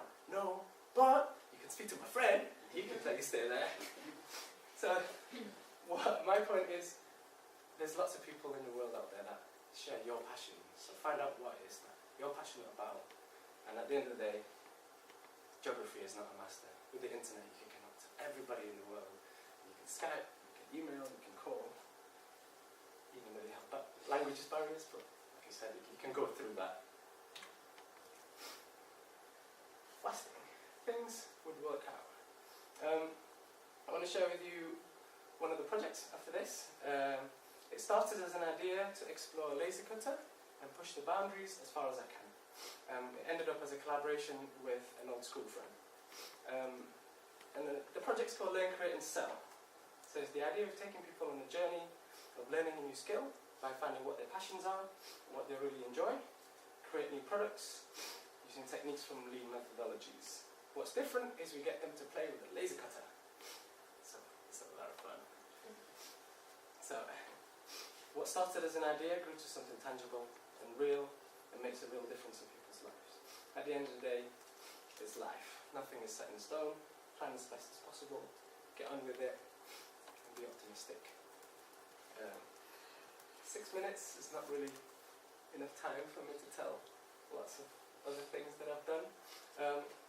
But if any of you are master's students, come see me, because we have, if you're from the social sciences, a master's student, we have a paid internship opportunity here. And then next is on Wednesday, it's a collaboration event from Sheffield Uni, Hallam Uni, and Union Street. It's called Social Enterprise Social. It's Wednesday evening at 6 o'clock. Oh, sorry, 5:30. I can help and send stuff online. So yeah, I'm going to leave you with this picture, ponder it through, and I'll play you a little video of the last project that we've done. Yeah, if you use Twitter, that's my Twitter. Come say hi. How'd you get to me?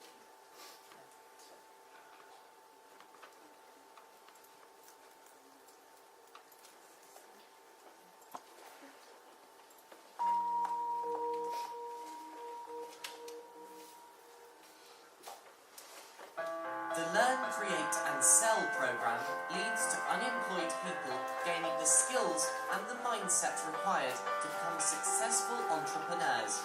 This programme leads to learners gaining a Level 2 certificate in art and design.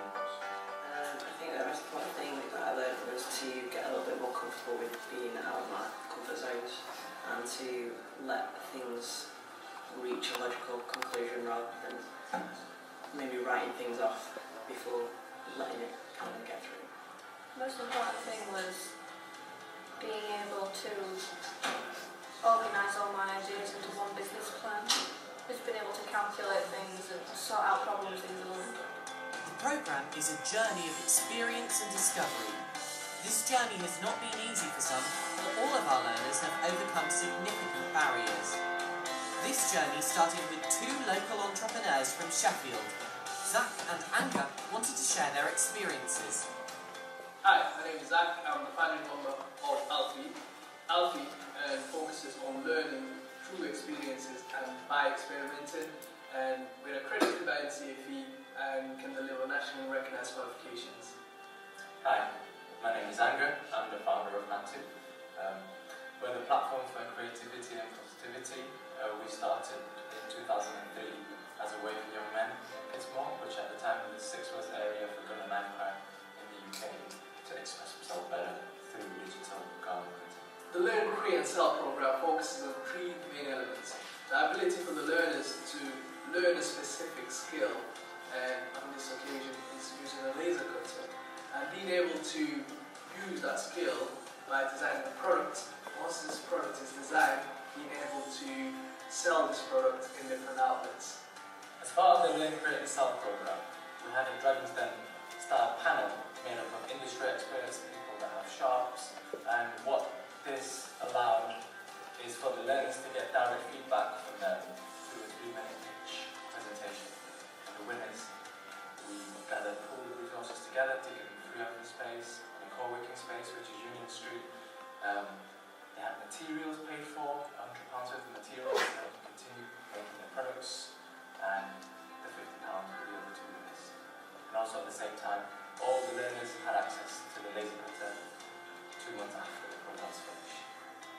Learn, Create and Sell takes a unique approach to learning by taking learning out of the classroom, focusing on team-working activities, breaking down barriers and learning from experiences. After developing the right mindset, the learners get to meet the local entrepreneurs, artists and designers for support in planning their product idea. I think it's always really valuable in any sort of creative field to be put into a situation where you can sort of sound ideas off with other creative people, so that's been a really sort of welcome part of the course, being able to kind of share ideas with other people, be motivated and be around the same sort of obstacles as everyone else is kind of going through. It's been really good. Following product sketching and planning, the programme introduces the learners to the laser cutter. This starts with learning computer-aided design using Inkscape and leading to designing and testing their products on the laser cutter. The final stage of the programme focuses on business incubation.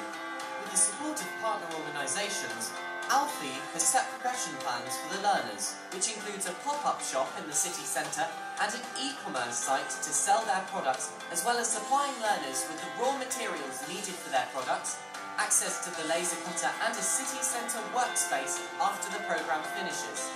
We need further support for the learners, especially with the resources such as maintaining the cost of the workspace and the laser cutter. We strongly believe that with your help, we can ensure that our learners do something they are passionate about and earn a living by developing great products and brands, but most importantly, develop the confidence and belief in their ability.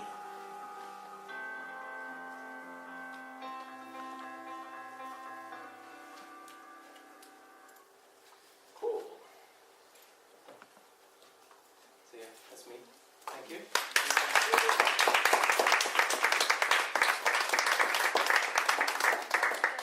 Futuristic and dynamic approach of your ventures, and those really important life lessons as well. And now we have talked to a fantastic supporter of social enterprises across Sheffield, Uriah Sott, who will introduce us to Make Sense, a global community that supports social entrepreneurs in their journey by connecting them with individuals ready to solve their challenges through challenge-solving workshops called Pole Docs. Uriah is finishing his undergraduate studies in history and Russian this year without losing his passion for languages and humanities. He assumed that social entrepreneurship would be a right step towards engaging with real people in our community. That's That's why he has been representing Make Sense in Sheffield since November last year, and now he's finally about to facilitate his first holder. So, Uriah Scott. Okay, so we finally managed. It's a big pleasure to be here, seeing all of you and speaking to you. I feel very humbled by all the speakers before me. I think I feel obliged to make some kind of big distinction because I don't have any real big story to tell you. Maybe just a story of passion, but not really of big things I've done and experienced. It's more, hopefully, ahead of me, but even more so ahead of you. So I'd like to tell you about Make Sense in general and about Make Sense in Sheffield specifically. And I'm trying to create a local branch or local hotspot, as they call it in their terminology. And first, Make Sense. What is it? So I think a bunch of very passionate students in France, they're really passionate about social enterprise. They set Make Sense as a way of helping them out. And they have very cool 10-point manifesto. And one of the things is like to keep the bureaucracy and paperwork as simple as possible. To just really help people, keep it simple and not profile anyone. Anyone who's enthusiastic about the idea is welcome to participate. So it's an open global community, and it functions both offline and online. So the online one is wherever in the world you are, and you have an idea, you can post it, and you can expect people to comment on it, and give them their ideas. So it's pretty much crowdsourcing of ideas, and it's between 17 and 20,000 people, so it really has some strength, some serious brain power that you can use by sparking their interest and asking them for their advice. And then you have offline, so in real life, that's what I'm trying to do, and luckily I'm happy to announce that there will be the first hold-up on the 25th, right after Social Enterprise Social, and everybody is very welcome. And let me explain. Okay, so I told you about the online one. I'm trying to keep it short because this is just a theoretical bit which I don't think is that interesting. You can click for yourself and have a look. So I think it's fantastic. Also, when you feel like, this world isn't, sometimes we have grey days and we feel like not that much is happening. And you need some inspiration, just click on it and see what people around the globe are trying to do. And it's amazing. And then you can feel how some of these ideas are not as far as they might be geographically, and you can implement them in your communities. So this is what you can do online on MakeSense.org. Whether you have your own idea or would like to cooperate or share your interest, your knowledge. And the offline one, just quickly, it's a creative workshop that uses very interesting methodology, all different kinds of brainstorming, post-it notes. There is a rule that you should keep it to one idea per one post-it note. And actually, the founder of Make Sense, I'm going to show you the video, he's going to tell you about this. And it will be lovely to see you next Wednesday. We will finally try to do it in Sheffield. So let's watch the video. Whoa. Okay.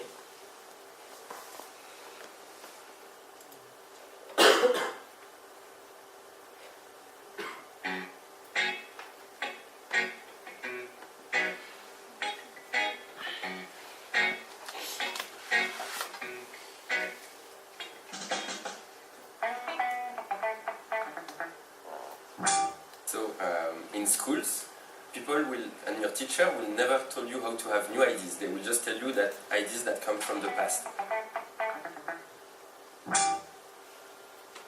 By doing a hold-up, you can learn how creativity works and how to have lots of ideas, because the ideas from the past are cool, but they will not solve the challenge of the future. Everybody, now stop, move your mind, 'cause in this space and time, there are more than jewels out there to shine. I mean, hold it down, stop acting clown, 'cause the things you do are causing enough to frown. What is a hold-up? A hold-up is a creativity workshops where 15 people will gather to try to find 100 ideas and 5 concept solutions to the challenge of a social entrepreneur. What happens during a hold-up is that once Einstein said, if I had an hour to save the world, I would spend 59 minutes defining the problem, and 1 minute finding the solution. So what happens during a hold-up, a creativity workshop, is that you will spend 1 hour to find the solution to a challenge that has been prepared before by a member of Make Sense. For several hours we are interviewing the social entrepreneurs. During a hold-up, the first step is to have 100 ideas in 30 minutes. So to do this, the animator will ask everyone around the table to give ideas on specific questions that he will ask. Each time he tells the questions, the people will write the ideas on post-it and they will put the post-it on the table. After 30 minutes, you should have at least 100 post-its. Second phase is that once you have 100 ideas on the table, people will vote for the ideas that they prefer and that answer the most to the challenge. So they vote by putting some lines on the post-it, and the post-it with more votes are the best ideas.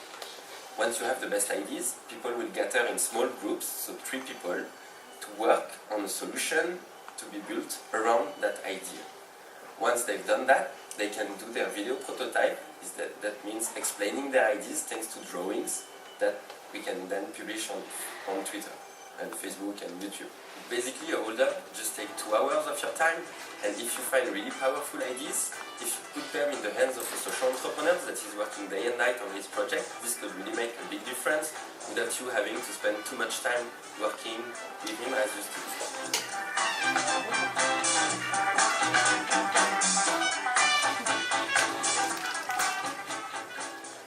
So do you feel like you understand what a hold-up is? Okay, so this is the theoretical bit that I was trying to keep as short as possible. And basically this is what I've been trying to do since November, but I'm not established within any social enterprise circles. I'm a history and Russian 4th year student, so humanities, very different stuff. But I had so many interesting meetings, including Uzma and Anga and other people, and spoken to Justine, just trying to establish myself, find these people who would like to expose their problem and have it, other 10 to 15 people chatting about it, hopefully come up with some solutions. And finally, I'm really happy to announce that there is a person, his name is Liam, and he's an amazing guy, he's a mature student. He just started studying creative writing at Sheffield University, and he's a first year student, and he's already started his own group of people. So he basically is trying to help disaffected people by teaching them creative writing techniques and empowering them by teaching them the techniques, and eventually after this 12-week course publishing their work in an anthology. Because he himself went through the same story, same struggle of writing a book, and probably even a bigger struggle publishing. The charity I work. It's creative writing. Fantastic. Yeah, exactly. It just started a few weeks ago. Yeah, I think he's into his 3rd week, I believe. Yeah. So that's the. It's a really great course. Everyone really loves it. The project. It's for homeless people, so. Yeah. Awesome. And yeah, he's a writer. He's written his own book, and he's been through this hell of trying to publish it. It took him more time than to write it. Actually, he's trying to share this knowledge to other people. And the actual challenge of the hold-up will be that he needs a better name. Now it's Haaland Students Creative Writing Project. I think you'll agree that this is not snappy enough, right? If you want to sell it as a product. And his philosophy is fantastic. So what we were trying to do next Wednesday, to really package his philosophy, which I haven't explained properly. The philosophy is not only to help people who are on the outskirts of society, but also to make publishing more accessible. He believes that publishing has been kind of kidnapped by big companies, and believes that people should be able to publish whatever they have to say. That you don't need to be rich or incredibly educated, you still can be a great writer, and you should be able to share your ideas and your writing with the wider society. So that's the philosophy, like the wider philosophy behind his idea, and we'll try to package this. And I think it will be really, really exciting to try to come up with an appropriate name and brand. I'm after Anga's already mentioned it, so please feel free to come to Social Enterprise Social. I think it's pretty much an open continuation of what Uzman Sherry has been up to, and it's fantastic. Just to give you a couple of reasons why I think you should be doing what I'm doing. I'm doing it in my free time, no one is paying me, I think it's fantastic. I've got to meet, so if you like, that's the second point, if you like meeting new people, I think I wouldn't be able to meet so many interesting people if it was like, hi, I'm Yurai, I study this, I do this, I would like to talk to you. Okay, but this is kind of random. But when you represent something and somebody, when you have this institutional support, this almost umbrella above you, people will speak to you, and it's amazing. And you'll get to meet so many interesting people. So it's good to be involved in already working framework, already working institution, and Masons is definitely one. And if you don't have your own project, that's fantastic. Like, I love so many things that I just can't commit to one. This is basically my problem. So I thought, oh wait, so facilitating this workshop is going to be a fantastic idea, right? Because I'll get to see so many different people doing so many different things. I think in the end, maybe after a couple of years or decades, who knows, I'll be able to pick one and actually commit myself passionately to one thing. But for the time being, I love being the facilitator. So if you like this, I think you should become a co-gangster, because this is actually a terminology that Masons uses. Become a gangster and try to help the world around you. And yeah, as you see, just to throw some impressive numbers at you, it's a very quickly growing community. In 3 years, we've mobilized more than 15,000 people in more than 600 workshops to help around 450 social entrepreneurs in 86 cities. I think this is a pretty old information, and there are some, we are trying to achieve some bigger numbers, because we believe that it's a great thing. It's just giving, if you are an enthusiast, it's giving 2 hours of your time to help somebody who's doing something great already, just to hone the idea, to really try to tweak it for him. And you'll meet great people, so there is awesome, networking with it. And it's a very cheap way how to promote what the entrepreneur is doing. So it's just really giving your time. And if you want to step up your game a little bit, you would essentially become a gangster like I am, running around talking to people. Hey, do you have some kind of problem that I can help solve by bringing 10, 15 people with me who are willing to give you 2 hours of their time and their brain power. This is basically the idea. And if you like the idea, how do you do it? It's that easy. So you just fill in a form, you get very informal training, and you get started. It's completely open community that runs by the philosophy, the more you share, the more ideas you upload, the better. There is nothing exclusive like, I have this knowledge, I'm not going to share it. It's quite the opposite. And yeah, to just get involved locally, Masons Sheffield has just about 20 people, I hope it's up and coming and getting bigger. If you want to see how it's really, really done, check out Masons London on Facebook. They've been doing so many things, like they've started earlier, and they are almost like professionals. I'm a complete amateur. And yeah, and if you want to get involved online, check out masons.org. And yeah, I guess that's it. Maybe quickly just to share my story, why I'm so passionate about this. I've actually only been to one hold-up, which is kind of crazy, right? On one hold-up that happened in October, very randomly, I didn't plan it, just happened to be at the conference organized by Ashoka and Make Sense Corporation, and my girlfriend was volunteering there because she works for Ashoka, doesn't matter. So, and I was there between people, they're all like 25 plus and already from like all kinds of interesting sectors. I was like, what am I going to do here?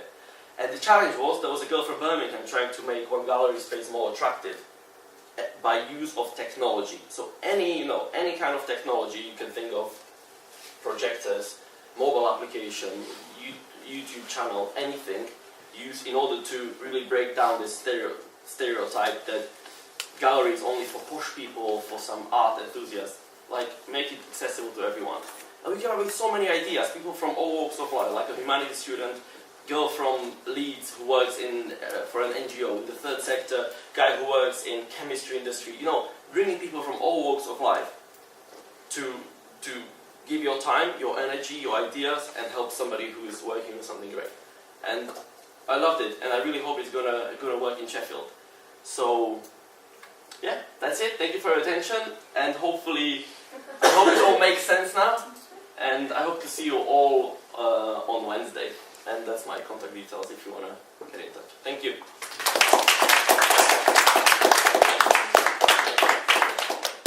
Thank you. thank you very much. For people who've been around as long as I have, which is far too long, inevitably things happen to you, and there was an occasion a few years ago when people decided they wanted to find out what I was made of, what made me the person that I am. And they did a study, and amongst other things they came up with 3 people, not necessarily real people, but 3 characters that they thought summed up who I was. And those characters were Father Christmas, Robin Hood, and Machiavelli. And I wonder if that means that I can be that I qualify as a gangster. I would like to think so. One of the things that I did a few years ago, because in order to fund the things that I believe matter and that I wanted to be doing in social enterprise, I will very often earn money for doing things that I maybe am a little less sure of. But at least I can use the money for what I think is good purposes. And so I worked for the old Yorkshire Forward, the regional government, and for Business Link in teaching social enterprise. And so I had to run a number of sessions called Introducing Social Enterprise. And I'd meet on a Monday morning at 9 o'clock, which is often not a good time to meet anybody, but I'd meet with quite a lot of people. Enterprise advisor. All right. How about you? Yes, I'm a social enterprise advisor. How about you? Well, I'm a senior social enterprise advisor. Okay, can you tell me why you're on this beginner's course in social enterprise development? Well, you see, we were going to be made redundant because the other work, the funding for it ran out, and this was the only thing that was left because everyone was becoming a social enterprise advisor. So it is an absolute pleasure to be here today in what I think would have been a very good training for all those people who knew nothing and, to be honest, didn't care what they knew or didn't know about social enterprise as long as it paid their mortgage. Now that, to my mind, was not social enterprise training, whereas I would suggest that this is. And I'm not sure that I've got anything to tell you. I can certainly endorse a lot of the things that you've said. Briefly then, looking back, why did I start doing what I'm doing? I'm not going to give you 100 years of journey, you'll be relieved to know. But I went to my dad's retirement do, and he spoke to the assembled gathering about his time as a civil servant. He never wanted to be one, he wanted to be a youth worker, inspiring young people. But of his generation, he was obliged to do what he did in order to pay his way, and so he was retiring early so he could do all the things that he really wanted to do with youth work. He completed his speech, and everyone laughed because he was a funny man, he had a good sense of humour, and he did a little bow from which he never got up. He had a heart attack and died, which is quite a way to go on your retirement day. When I think back on it, I sometimes think it must have been pretty rough on the other guy who was retiring on the same day with him. Spoiled his party big style. Anyway, Dad went, and I thought, well, if that can happen to anybody, then I'd better decide what it is I really want to do, and do it now, because if I leave it until I'm 60-something, then maybe it will be too late. And so I decided that what I wanted to do came out of all the things I'd done in the past, which Osma has mentioned some of, and I kept coming across people in those jobs who didn't have employment and wanted it. They were normally people with a learning disability, a mental health issue, or some other disadvantage in the labour market. I thought, I'd like to find jobs for some of them. And it just so happened that I found the plastics industry at the same time as they found me. And we distrusted each other on sight. But they needed somebody who would link the plastics industry with the community. They didn't really want to be doing recycling of household plastics. They wanted to be making the new nose cone for Concorde and things like that. But they said, well, Friends of the Earth are beating us over the head, calling us the dirty man of Europe, so we better do something. All we need is for a few years to show that we're doing something, and we need some sort of strange animal that we don't understand who will link community with industry. And they found me. And they got money. Little did they realise that the sort of money that they got, their back pocket money, was more than I'd ever seen or ever likely to see. And so I tapped them for a little bit of their money, and in return they said, set up the first post-consumer plastics reclamation scheme in Sheffield.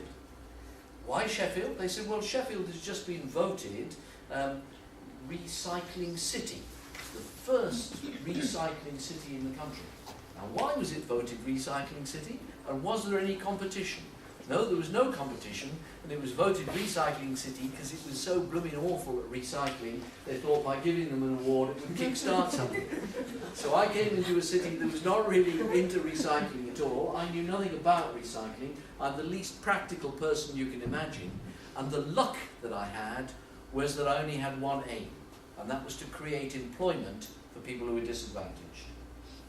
I succeeded in doing that, and why I say it's luck is because almost from the outset people were saying, well, shouldn't you start this thing and then bring in people with learning disabilities or mental health issues? Wouldn't it be better to get it off the ground first, and then maybe you can get one or two people through the door? And probably because I didn't know how to get it off the ground in any other way, I said, no, the only thing I know about is opening the door to the people who I want to work with and create employment for, and let's take it from there. And that did work, and we created more than 50 paid jobs for people with learning disabilities and mental health issues over a number of years. And I worked for Reclaim for 13 years, and it was great. Towards the end of my time there, because not everybody wants to work with 3-day-old plastic milk bottles. We did have one chap who liked licking around the rim, but it's a minority sport. And so after 13 years I wanted to move on to do some other things. And just before I was leaving, the board said, we've got a real opportunity because there's a new environmental contract in Sheffield, 25-year waste management contract. And they're setting up something that we've already been doing a little bit of, which is curbside collection, door-to-door collection of recyclables. We now think it's part and parcel of everyday life, but it wasn't, even quite recently. And I have to tell you that 25 years ago, there was no domestic plastic reclamation in the UK at all, because we were the first.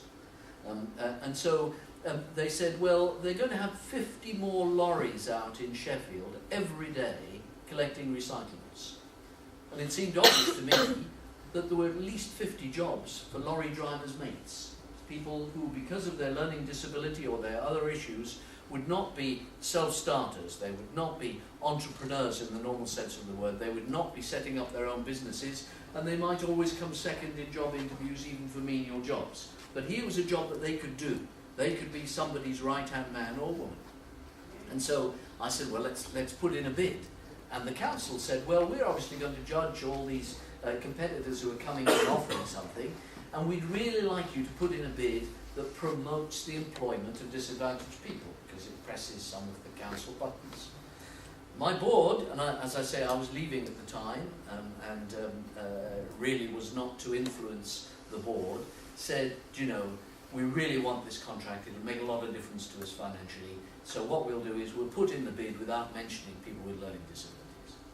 As a result, our bid didn't stand out from anybody else's, and you won't really find anybody with a learning disability as a lorry driver's mate of all those vehicles that go around the city every day. What a wasted opportunity. Moving on from that, amongst other things, as you've heard, I set up Buster's Coffee Company.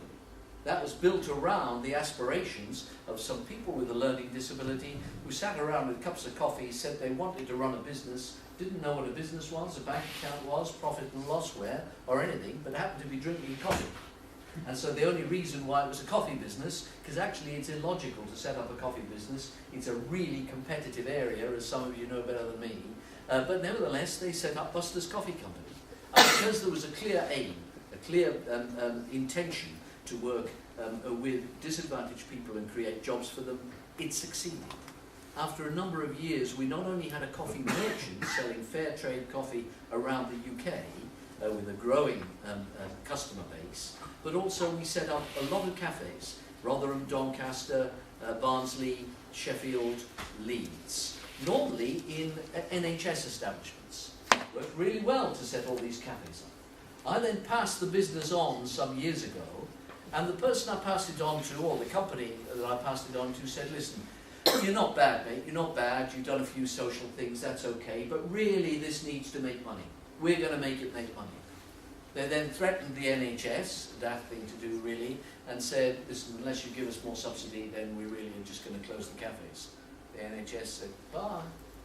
And so the cafes gradually, one after another, closed. All those cafes have gone now because they lost the soul out of the business. They lost the mission. the direction that it was going. So we really need a new Buster's Coffee Company now, I would say.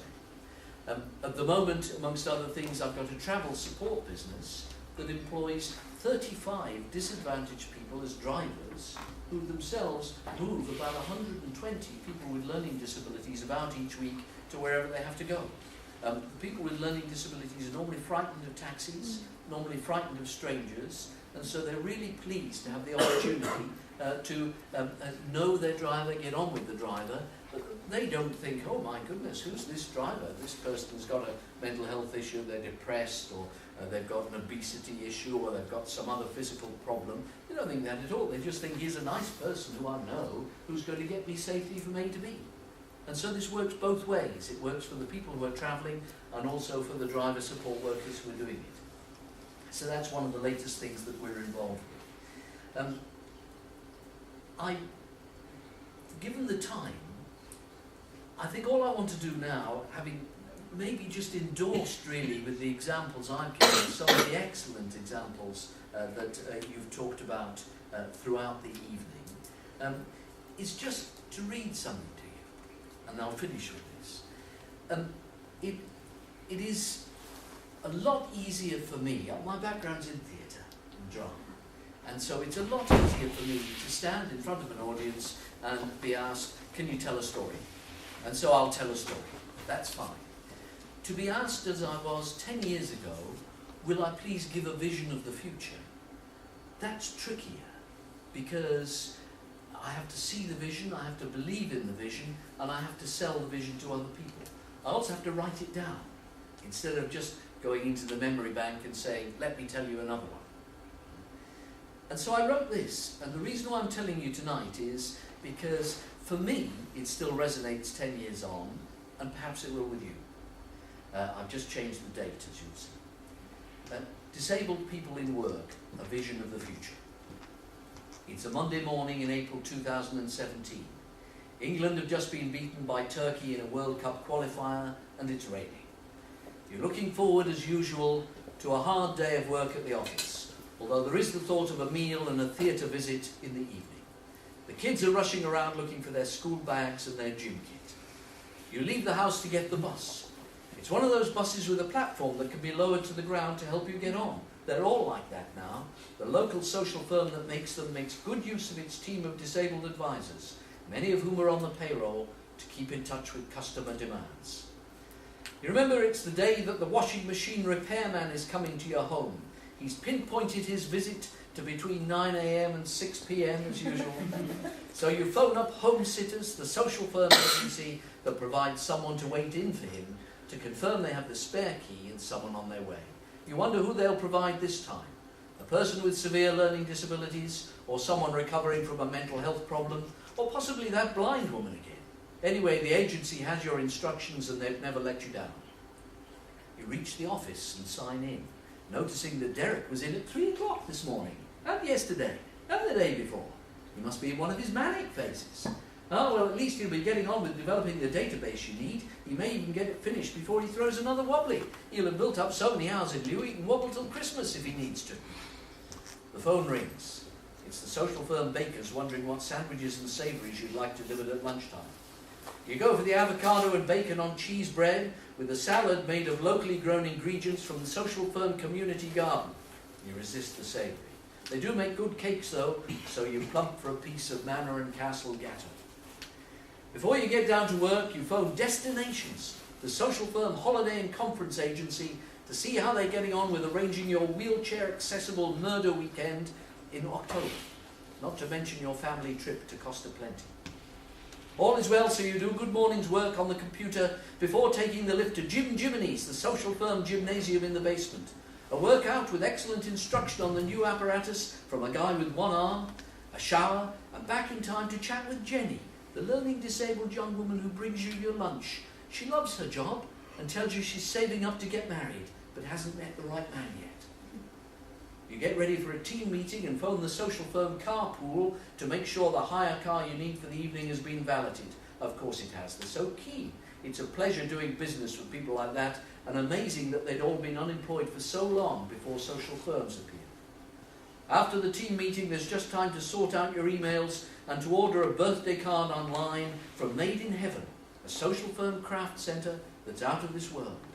Before you pick up the pool car and drive out of town to Perfect Sight, the social firm pub restaurant that has been designed by blind people and is managed by blind people. A blind waiter shows you to your table, and there's a chance to soak up the atmosphere before your companion for the evening turns up in a social firm taxi. Isn't it great to be able to rely on transport after all those years of abuse and poor service? The meal is great and you restrict yourself to 1 pint of Old Don, the beer brewed at Quartz, the new social firm brewery on the edge of town, so as not to go to sleep at the theatre. Excellent seats, excellent show. That social firm theatre group can turn their hand to anything, and you never thought you'd see the day when the Friends Romans countryman speech could be delivered so powerfully from a wheelchair. Time for home. You notice that the washing machine is repaired, that all the biscuits have gone, and that there's a very reasonable invoice left by the agency for £25 plus VAT. You put the recycling by the front door for the social firm curbside company to collect tomorrow, check the kids are asleep, read a note from the live-in au pair, from a social firm agency of course, and go to bed thinking that life is okay, even if the multiple sclerosis is taking over your body and England have come second yet again. Now, the day in life I've just described is a fantasy, of course, because the vast majority of people with disabilities and mental health issues aren't in work, but many disabled people want to work, and many others would want to work if they knew what work was and what a difference it could make to their lives and the lives of those around them. If only we could start telling the parents of young disabled children that work will be the normal choice when they grow up, but it isn't yet. If only schools could prepare disabled children for work rather than for survival, but there isn't sufficient reason to do so yet. If only we could tell victims of accidents and disease that the world of work wishes to include them, but it doesn't yet. If only we could tell people with chronic mental health problems that society is keen to employ them when they can work and to support them when they can't, but it doesn't yet. If only we could tell people with learning disabilities that there can be more to days than day centres, but for many there isn't yet.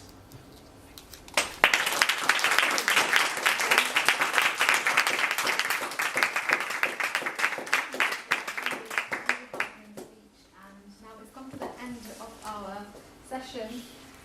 I'd like to thank all the sparklers who have showed us today new and better ways to change our communities, and thank you all for being a great audience, and we hope that this has been an inspirational evening for you.